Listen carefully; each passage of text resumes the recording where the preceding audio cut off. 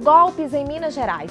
Veja como se prevenir de crimes de estelionato e falsidade ideológica. Tecnologia automotiva. Sistema Android desenvolvido pela UFOP garante maior segurança aos motoristas. Prevenção nas áreas de risco. Ouro Preto recebe mais aparelhos que vão monitorar enchentes e deslizamentos. Está à procura de um emprego? Então não perca as oportunidades na região que separamos para você.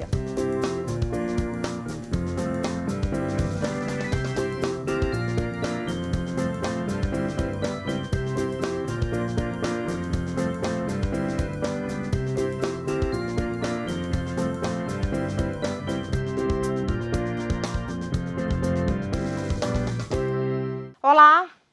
De acordo com dados da Secretaria de Estado de Defesa Social, 25 mil casos de golpes entre estelionato e falsidade ideológica foram registrados em Minas Gerais em 2013. Em Mariana e Ouro Preto, os golpistas já fizeram 44 vítimas somente nos 4 primeiros meses deste ano. Orientações simples, como não fornecer dados pessoais a estranhos e desconfiar de promessas de que podem ganhar dinheiro fácil, podem reduzir a incidência desses crimes. A repórter Dani Reis traz mais detalhes sobre o assunto. Alterar e mentir em um documento para obter vantagens. Pagar por compras na internet que jamais serão entregues. Transferir dinheiro para contas que não existem. Estes são alguns dos golpes que fazem cerca de 70 vítimas por dia no estado. E para falar mais sobre o assunto, eu converso agora com o professor de Direito da UFOP, André de Abreu. Olá, André, explica pra gente qual que é a diferença entre falsidade ideológica e estelionato. Essencialmente o seguinte, a falsidade ideológica é um crime contra a fé pública. Então é a confiança que se deposita nos documentos e nas falas que geram efeitos, em geral, que geram efeitos públicos, se podemos dizer assim. O estelionato é um crime contra o patrimônio, então ele gera um prejuízo para uma pessoa especificamente. O próprio Código Penal, nos artigos 299 e 171, prevê essas duas modalidades. Na falsidade ideológica, dentro do contexto da falsidade documental, a inserção de afirmativas, de informações não verdadeiras em um documento que é formalmente verdadeiro. O documento existe, mas as informações que ali estão contidas são inverídicas. O estelionato, por outro lado, numa outra modalidade de crime completamente diferente, que vai atingir patrimônio, ele consiste na indução ou na manutenção em erro de alguém específico com a finalidade de, mantendo ou induzindo essa pessoa em erro, obter uma vantagem indevida, patrimonial, em prejuízo dessa pessoa. Então, essencialmente são essas as diferenças. A falsidade ideológica atinge a confiança nos documentos públicos. O estelionato atinge o patrimônio específico de uma pessoa ou de um grupo de pessoas. Existe um perfil, né, de vítima. Os idosos, a gente vê aí que geralmente são muito enganados, principalmente no estelionato. Existe um perfil? Com relação aos idosos, sim, existe em razão da sua hipossuficiência ou da falta de capacidade de compreensão de algumas coisas, estou dizendo em geral, obviamente, né? São em geral vítimas favoritas, assim, porque o convencimento, que é a arte de iludir do estelionatário, essencialmente, é mais facilmente digerida por esse tipo de público. Mas eu diria que não só dos idosos, de pessoas menos esclarecidas, se fariam as vítimas do estelionato. Talvez, essencialmente, são aquelas pessoas que veem ali na sua frente uma certa oportunidade. Idosos, certamente, porque são mais facilmente enganáveis. Pessoas de menos cultura também, porque são mais facilmente enganáveis. Mas isso não exclui, digamos assim, aquelas vítimas que se veem ali diante de uma oportunidade, como a gente costuma ver acontecendo por aí afora. E quais as leis previstas para esse tipo de crime? Por que é tão difícil, né, às vezes, encontrar o golpista, o criminoso? O estelionato e a falsidade ideológica, que são os objetos da nossa conversa, são crimes previstos pela própria legislação penal, pelo próprio Código Penal. Como eu tinha dito antes, no artigo 299, a falsidade ideológica, e no 171, o estelionato. Então são duas figuras criminosas previstas na legislação penal brasileira. São crimes. E são crimes até punidos com pena de médio tamanho. O estelionato é punido com até 5 anos. A dificuldade está em que, em geral, as pessoas não confiam em que noticiar esse acontecimento pode gerar alguma consequência. Mas a gente entende isso que, se não houver a notícia da existência desse fato criminoso, fica difícil que as próprias autoridades públicas corram atrás, consigam descobrir alguma coisa e mais, consigam trabalhar com critérios de prevenção, né? Mas assim, a dica básica acontece, denuncie, vá até a polícia, faça um boletim de ocorrência, que aí as autoridades públicas têm o que fazer, conseguem correr atrás de alguma coisa. Obrigada, professor. E esses ou outros golpes devem ser denunciados na Delegacia da Polícia Civil. Em Ouro Preto, o telefone é 3551-3222 e em Mariana é 3557-2811. Imagine um computador de bordo capaz de monitorar não só o trajeto, mas também o comportamento e o estado de saúde do condutor de um veículo. Ficção científica? Não. Realidade. O sistema está sendo desenvolvido por professores e estudantes da UFOP e promete dar mais segurança aos motoristas e facilitar as empresas na hora de gerir uma frota de veículos. As viagens não serão mais como antes. O Laboratório Imóveis do Departamento de Computação da UFOP está desenvolvendo o sistema Android para veículos. O computador de bordo, denominado Black Box, conta com uma série de recursos de interação que garante maior segurança para os motoristas. Nós estamos desenvolvendo um chamado computador de bordo para veículos. O sistema é baseado na plataforma de hardware e software.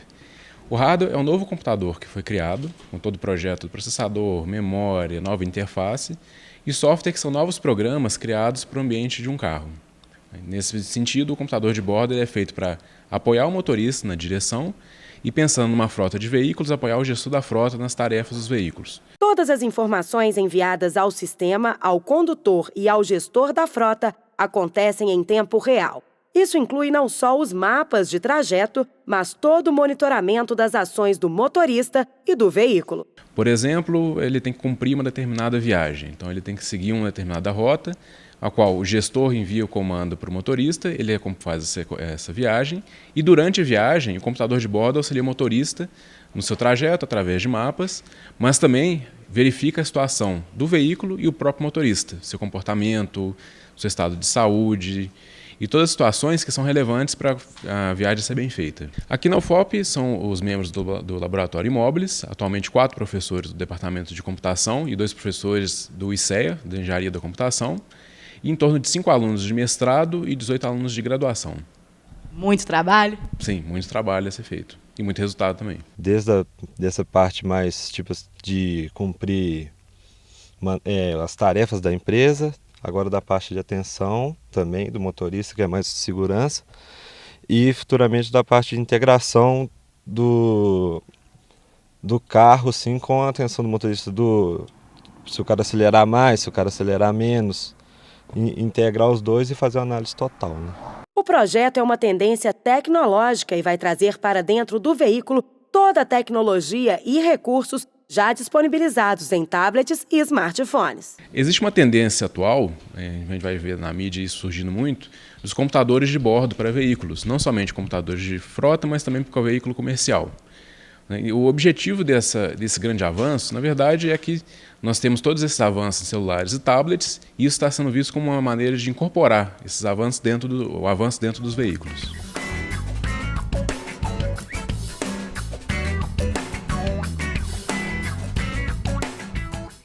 Confira as vagas de emprego na região. O SAAI de Mariana está com edital aberto para contratação temporária de 10 ajudantes e 5 encanadores. É preciso possuir ensino fundamental, mesmo que incompleto. Para se inscrever, o candidato deve apresentar documento com foto no RH do SAAI, que fica na rodovia dos Inconfidentes, número 1440, no bairro Vila do Carmo. Outras informações pelo 3557-4481.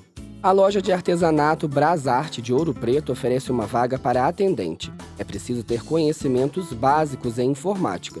O salário e o horário são comerciais. Interessados devem levar currículo com foto na Rua Padre Rolim, número 1775, no bairro Veloso. O Cine de Ouro Preto oferece uma vaga para analista de recursos humanos. É preciso ter 6 meses de experiência e ensino superior completo na área de psicologia. Informações no 3559-3321. A Defesa Civil de Ouro Preto instalou mais 10 pluviômetros em áreas de risco, nos distritos e também na sede da cidade, para prevenção de enchentes e deslizamentos. Os equipamentos medem a quantidade de chuva em uma área de até 4.000 metros quadrados próxima ao aparelho. Os medidores fazem a leitura automática e enviam os dados para o CEMADEM, o Centro Nacional de Monitoramento e Alertas de Desastres Naturais, que avisa o município em caso de emergência. Ouro Preto foi a primeira cidade do estado a receber os pluviômetros. Atualmente, conta com 25 instrumentos para medir todo o volume de chuva. Os primeiros medidores foram entregues em novembro do ano passado. Cidades vizinhas, como Mariana e Conselheiro Lafayette, também contam com os aparelhos. A instalação dos pluviômetros é direcionada aos municípios com histórico de desastres naturais. Para receber os aparelhos, as prefeituras interessadas devem se cadastrar no site cemadem.gov.br. O projeto é uma parceria entre o Ministério da Ciência, Tecnologia e Inovação e o Ministério da Integração Nacional. E se você mora em locais com riscos de enchente ou deslizamento, ligue para o 199 da Defesa Civil, que funciona 24 horas.